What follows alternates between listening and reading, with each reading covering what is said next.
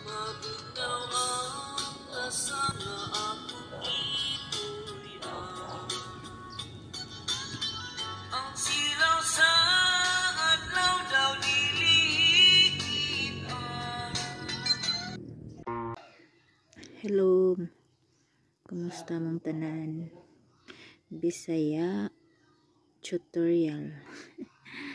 Binisayon lang ni nato kay mas sayon ako pag istorya sa mga Tagalog dyan.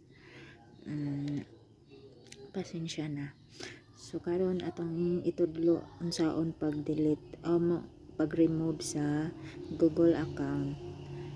Ito nga kini nga cellphone ano siya, Realme. Saan na siya pag-pronounce, Realme.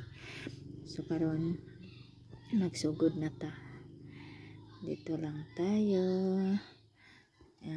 Atong i-click ang Gmail,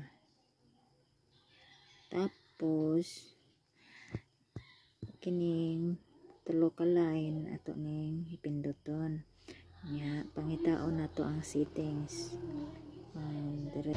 Pagkahuman sa settings na ay tulo ka dot atong tuslokon na makita na to ang manage account.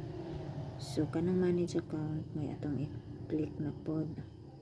Pagkahuman tuslokon nimo ang gusto nimo nga i-delete. So akong i-delete is kini.